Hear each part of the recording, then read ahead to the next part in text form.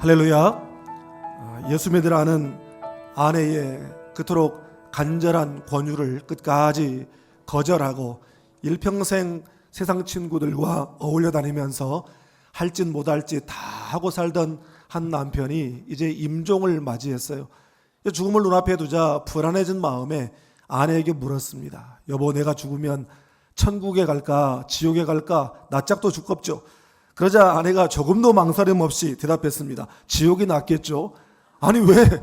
깜짝 놀라 되묻는 남편에게 아내가 이렇게 대답했습니다. 당신 친구들이 다 거기가 있잖아. 천국에 가봤자 아는 사람도 없는데 얼마나 심심하겠어. 여러분, 친구는 자신의 거울이라고 말합니다. 그래서 유유상종이라고 하죠. 그 사람에 대해서 몰라도 그 사람의 친구를 알면 그 사람이 어떤 사람인가를 짐작할 수가 있습니다. 그런데 아무리 친하고 재미있게 지내는 친구라고 해도 인생의 결정적인 순간에는 친구나 사람이 우리에게 도움을 주지 못합니다. 인생의 결정적인 순간, 친구와 사람이 우리의 인생의 문제를 책임져 주지 못한다는 것입니다. 우리는 살면서 아무리 가까운 사이 친한 사람이 있다고 할지라도 우리가 경험하는 어떤 문제나 상황에 전혀 도움이 되지 못할 때가 많이 있습니다. 그래서 사람들이 이 종교라는 것을 갖게 되는 것입니다. 이번에 우리 원로 목사님 다녀오신 스리랑카나 또 제가 방문하고 온 대만이나 우리 청년들이 오늘까지 사역하게 되는 일본이나 모두 사실 우상 충만한 나라들입니다. 특별히 대만이라고 하는 나라는 중국과 일본의 통치를 받았던 나라였어요. 그러다 보니까 중국과 일본의 문화가 혼재되어 있는데 문화뿐만 아니라 중국의 온갖 잡신 종교들과 일본의 800만 정령이 있다고 하는데 그것들을 다 가지고 와서 그 안에서 혼재되어서 믿는 그런 나라였습니다. 그러니까 저도 일본을 많이 가봤지만 일본에도 그러지는 않는데 대만은 가는 곳곳마다 휘황찬란한 사찰들이 너무나 많이 있어요. 큰 사찰들이. 그런데 특징이 뭐냐면 그 사찰들의 지붕에 한결같이 용이 날아다니고 선녀가 있고 심지어는 어떤 데는 가보니까 한가운데 유비, 관우, 장비까지 모셔다 놓고 있어요. 아니 저게 뭔가 하고 물어봤더니 이 대만의 종교는 대부분 사찰들은 불교와 도교가 짬뽕된 그런 형태라고 합니다. 그런데 살다 저 참 별거 다 봤는데 대만에 일관도라고 하는 종교가 있더라고요. 이 종교는 말 그대로 모든 것이 하나로 관통한다 이런 뜻이잖아요. 그런데 이 일관도는 유불도, 그러니까 유교, 불교, 도교의 3교 합일로 이루어진 종교입니다. 그런데 요즘 들어서 이 일관도가 굉장히 부흥하고 있다고 그래요. 왜 그렇습니까? 그랬더니 지금까지는 유불도 3교만 합일해 왔는데 요즘 추세가 그렇다 보니 그리스도교와 이슬람교까지 이제 아우르는 그런 종교가 되어가지고 더 많은 사람들이 찾는다는 거예요.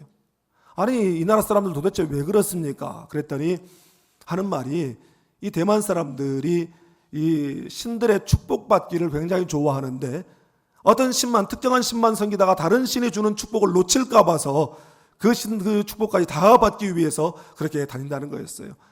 결국 이 대만의 이 모습이 포스트 모더니즘 시대의 종교다원주의의 모습을 리얼하게 보여주는 그런 모습이었습니다. 이렇게 그런 곳에 예수의 이름으로 선교팀이 가니까 얼마나 영적 대적이 심한지 이제 첫날 도착해서 오후에 잠깐 어디 둘러보고 자고 그 다음날 아침에 이제 사역을 시작하기 위해서 일어났는데 아니 함께 동행했던 목사님 한 분이 쩔뚝쩔뚝 하면서 이 괴로운 표정으로 호텔 로비로 나오는 거예요. 왜 그러냐고 물어봤더니 잠을 잘못 잤는지 옆구리가 너무너무 아프다는 거예요. 그래서 우리 생각에 담이 결린 모양이다 그랬는데 이 증상이 담 결린 증상이 아니에요. 그래서 이 대상포진이 왔나 그랬는데 정작 본인은 마치 이 옆구리에 갈비뼈가 금이 간 것처럼 그렇게 통증이 고통스럽다는 거예요. 그러면서 이제 일정 내내 그렇게 힘들어 하더라고요. 그런데 그 다음날 이제 어느 지역에 가서 내렸던데 카니발을 타고 이동하는데 뒷자리에 앉아 계시던 장로님이 난데없이 이 안전벨트에 걸려서 넘어지면서 뚝 떨어지는 거예요. 쇠면바닥에.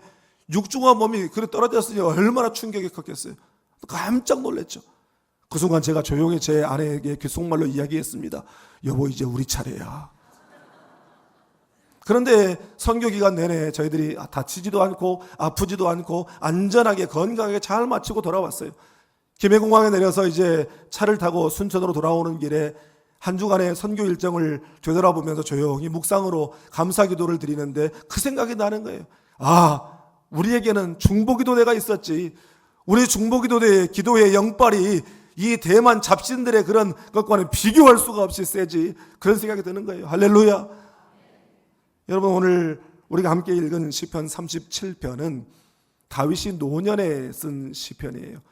노인이 된 다윗이 세상의 부조리와 또 악인들의 득세하는 그런 모습들을 바라보면서 분통 터져하는 젊은이들에게 자신의 신앙의 경험에 비추어 권면을 주시는 말씀입니다. 의인이 고난을 당하고 악인은 득세하는 부조리한 세상을 바라보면서 회의를 느끼는 젊은이들. 사실 다윗의 때는 지금으로부터 3000년 전이에요.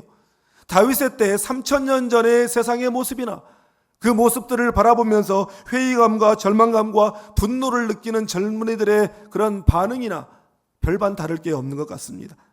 그런데 그야말로 파란만장한 인생을 살았던 다윗, 별의별 일을 다 겪지 않았습니까? 그런데 그 모든 세월을 믿음으로 이겨낸 한 노인의 풍부한 경험에서 나오는 권면을 통해서 이제 그 시대나 오늘을 살아가는 젊은이들에게 또한 성도들에게 하나님께서 주시는 메시지가 바로 오늘 본문 시편 37편입니다. 오늘 말씀을 통해서 우리가 경험하고 있는 여러 가지 이해할 수 없고 감당할 수 없는 상황, 그리고 우리 앞에 놓여 있는 수많은 문제들 앞에서 어떻게 우리의 마음을 지키고 어떻게 믿음을 지키고 그 모든 상황들을 믿음으로 이겨낼 수 있을까에 대한 비결을 깨닫게 되기를 주님의 이름으로 축복합니다. 먼저 오늘 본문 4절 말씀을 함께 읽겠습니다.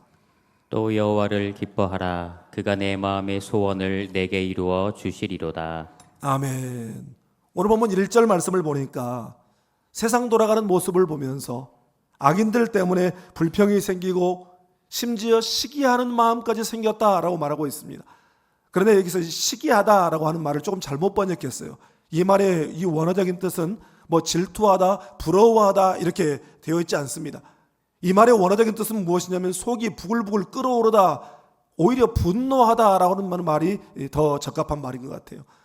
그러니까 나는 신앙으로 살아보기 위해서 몸부림치는데도 나는 잘 안 되는데, 신앙도 없고 제멋대로 살아가는 이웃들은, 친구들은 집안도 잘 되고 사업도 잘 되고 애들 좋은 대학에도 들어가고 다 잘 풀리는데 나는 왜 이럴까? 하나님에 대한 불평과 그들을 바라볼 때 속에서 부글부글 끓어올랐다, 그런 말이에요.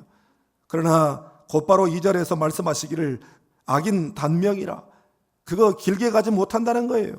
결론은 속히 배임을 당하고 풀같이 채소같이 금방 쇠잔하게 될 것이다 라는 말씀입니다. 다시 말해서 신앙은 단거리 달리기가 아니라 장거리 마라톤이기 때문에 순간순간 곁에서 벌어지는 일들로 인해서 마음 상하지 말고 일희일비하지 말고 뚜벅이처럼 뚜벅뚜벅 믿음의 길을 걸어가라는 그런 권면의 말씀입니다. 그러면서 첫 번째 주시는 말씀이 뭐냐면 3절에 그의 성실을 먹을거리로 삼으라는 말씀이에요. 그의 성실이 뭡니까? 하나님의 성실하심, 하나님의 신실하심이죠. 하나님의 신실하심을 너의 양식으로 삼으라라는 말씀입니다.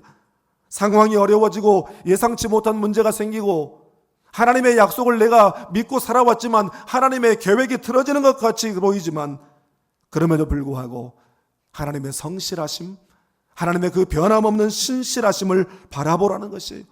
상황이 아무리 변하고 예상치 못한 문제가 내 앞에 다가와서 내가 돌아가는다고 있다고 할지라도 우리를 향한 하나님의 섭리는 여전히 유효함을 신뢰하라는 말씀인 줄 믿습니다. 본문 4절에 여호와를 기뻐하라 권면하고 있어요. 이 여호와를 기뻐하라라고 하는 말도 원어대로 직역하면 여호와 안에서 고상한 기쁨을 누리라, 이런 뜻이에요.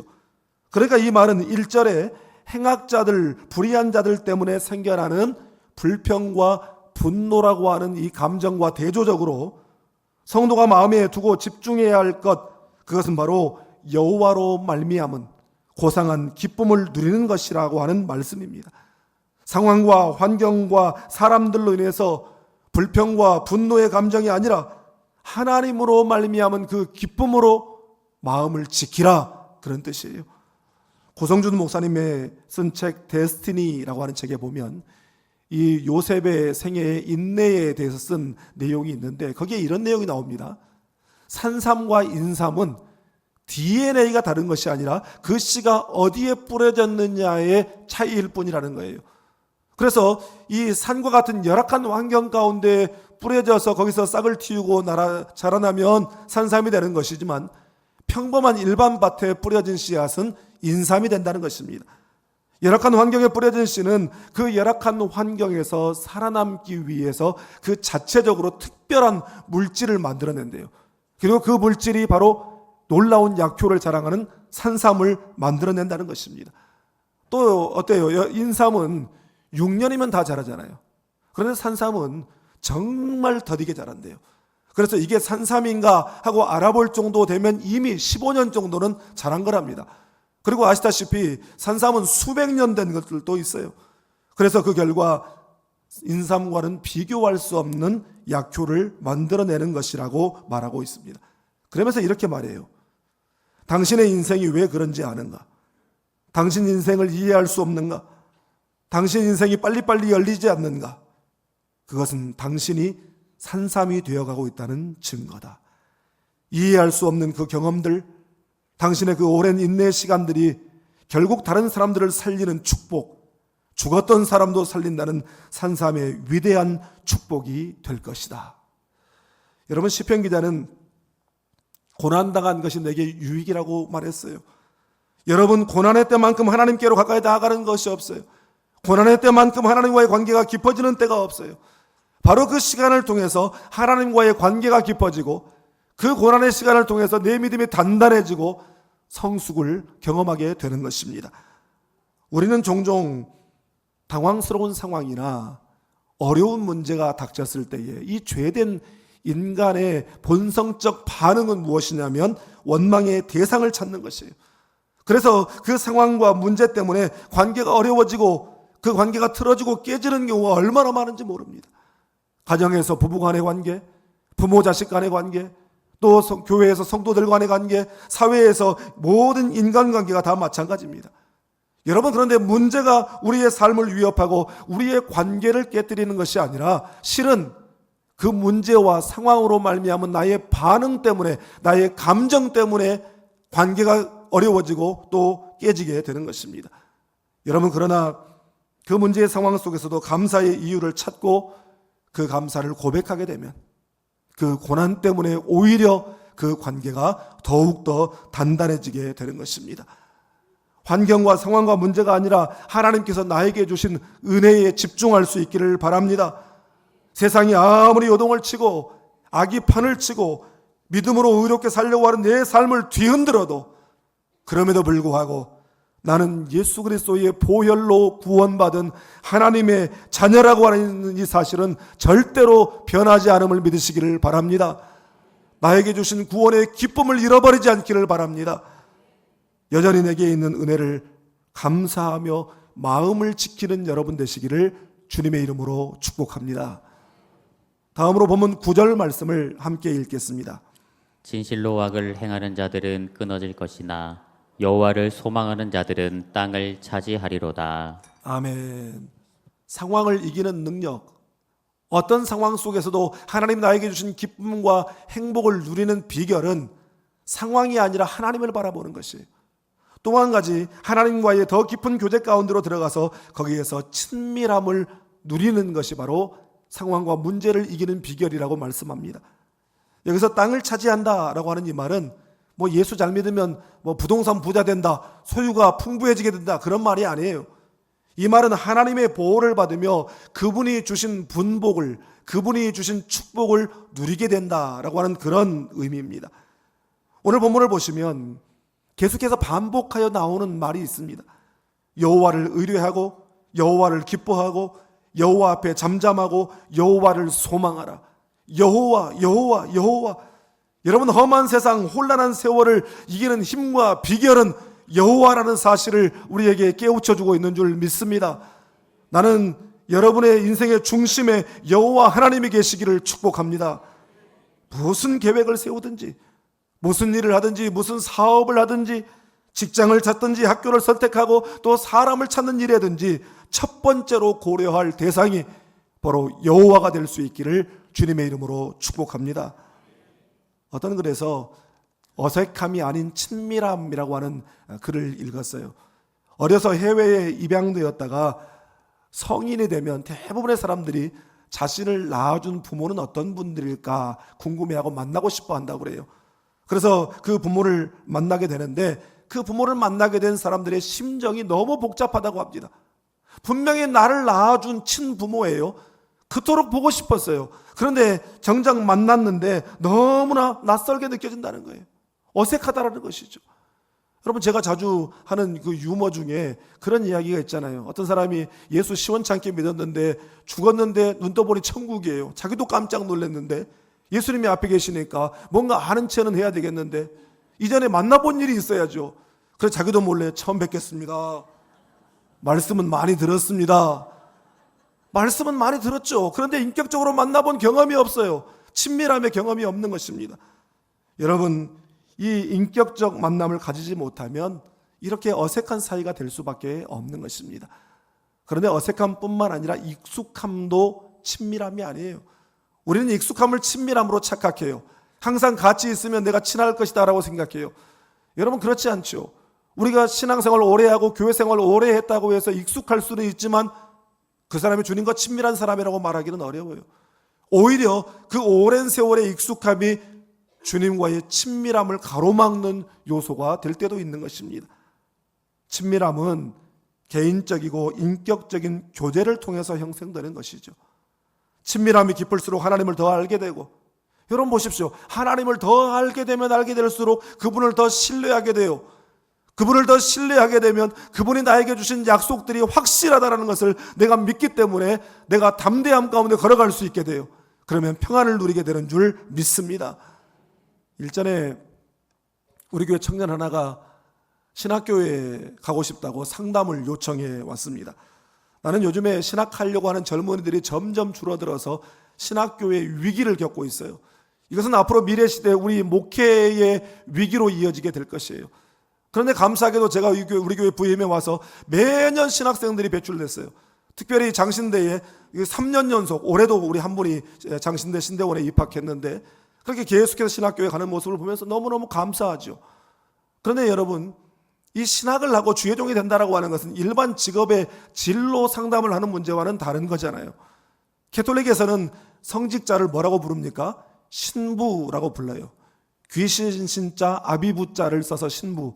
그래서 유튜브에 그 잘 나오는 우스갯소리 잘하는 신부님이 하는 말이 자기는 귀신에 비어서 웬만한 그 점쟁이들보다 자기가 더 훨씬 그 관상을 잘 보니까 자기를 찾아오라고 그렇게 이야기를 하시더라고요. 개신교에서는 이 목회자를 주의 종이라고 부릅니다. 여러분, 그러니까 이 신부가 의역하면 스피리추얼 파더, 영적 아버지지만 정확한 의미는 하나님의 종이라는 뜻이에요. 하나님의 종, 주의 종이 되려면 주인이신 주님께 물어봐야죠. 저 부르셨습니까? 제가 필요하십니까? 주님께 물어보고 그것을 확신을 가지고 사역을 감당해야지. 소명에 대한 확신도 없고 친밀함에 대한 경험도 없고 사역을 하게 된다면 여러분 어떻게 되겠습니까? 미국 세들백 교회의 릭 워렌 목사님께서는 하나님과의 풍성한 교제를 위해서는 3T, 세 가지 T가 필요하다라고 했어요. Time, Talk, Trust.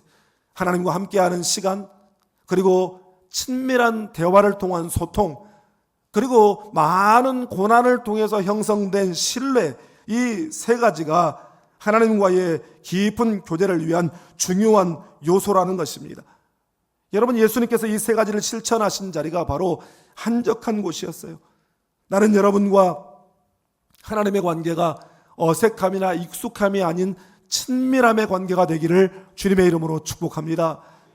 그러려면 우리 주님처럼 우리가 정기적으로 의도적으로 한적한 곳을 찾아가야 되는 것입니다. 한적한 곳을 만들어서 그곳에서 하나님과의 친밀한 교제의 시간을 갖는 여러분 되시기를 주님의 이름으로 축복합니다.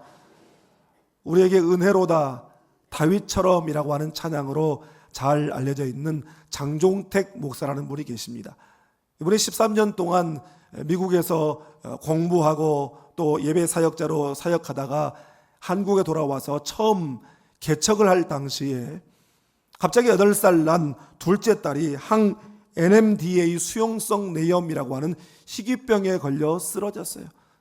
8살 난 이 딸, 그렇게 애교도 많고 씩씩하던 아이가 갑자기 쓰러져서 온몸에 수십 개의 주사바늘을 꽂고 있고 무의식적으로 입안에서 자꾸 잇몸을 깨물어서 피가 줄줄줄 흐르니까 그걸 막기 위해서 마우스피스를 끼워놨는데 이가 홀라당 다 빠져버렸대요. 그리고 결국 뇌사 상태에 빠지게 됐습니다. 의사의 포기 선언을 들었어요. 성도들과 여러 지인들에게 중보기도를 요청한 그 밤, 하나님께서 그 마음의 말씀을 떠올리게 해주셨어요. 이스라엘을 지키시는 이는 졸지도 아니하시고 주무시지도 아니하시리로다. 신이시기 때문이 아니라 우리가 죽을까 봐 살리시려고 하나님께서 졸지도 아니하시고 주무시지도 않으셨구나. 지금까지 영적으로 의식을 잃고 누워있었던 나를 하나님이 이런 심정으로 바라보고 계셨구나. 딸아이가 사망의 음침한 골짜기에서 사경을 헤매고 있을 때에 그 아들에게서 고개를 돌리신 하나님의 고통과 아버지의 명령에 순종하여 십자가를 묵묵히 짊어지셨던 예수님의 고통이 날 살리시기 위한 처절한 사랑이었다라는 사실이 느껴지기 시작했습니다. 그리고 기도하고 또 기도하고 열흘이 지나고 한 달이 지나고 두 달이 지난 어느 날 뇌사 상태에 빠져있던 이 딸아이가 갑자기 예수님 하고 깨어난 거예요. 깜짝 놀라서 아이를 들여다봤죠. 병원 의사들이 다 달려와서 이건 기적 중의 기적입니다. 그런데 이 아이가 깨어나서 정상 생활은 못할 겁니다. 그런데 놀랍게도 8일 만에 이 아이가 걷기 시작했어요. 할렐루야. 그리고 급속한 치료가 이루어져서 건강한 모습으로 퇴원을 하게 되었습니다. 그 고난의 시간을 통과한 후에 그가 이렇게 고백했습니다. 저에게 고난은 특별한 은혜입니다. 고난 때문에 하나님께 더 가까이 나아갈 수 있었으니까요.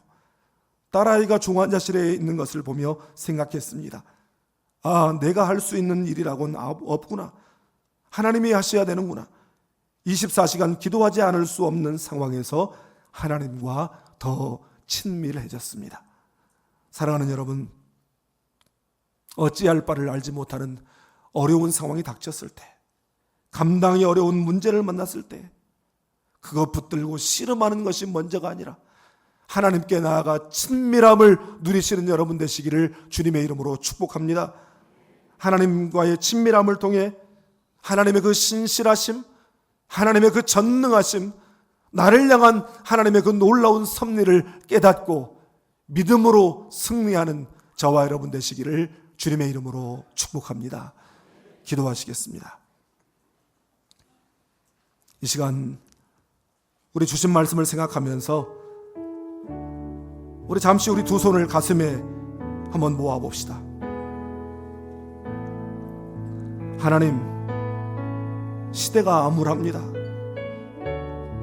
악한 자들이 큰 소리치고 득세하고 권모술수가 일반 상식이 되어버린 시대에 하나님, 세상 살기가 너무 힘이 듭니다. 하나님, 예수 안 믿는 남들은 잘만 되는데 나만 안 풀리는 것 같고 내 자식들만 번번이 실패하는 것 같고 맨날 나만 당하고 고난 속에 살아가는 것 같습니다. 이런 환경과 상황 가운데서도 여호와를 의뢰하라, 여호와를 기뻐하라, 여호와께 맡기라, 여호와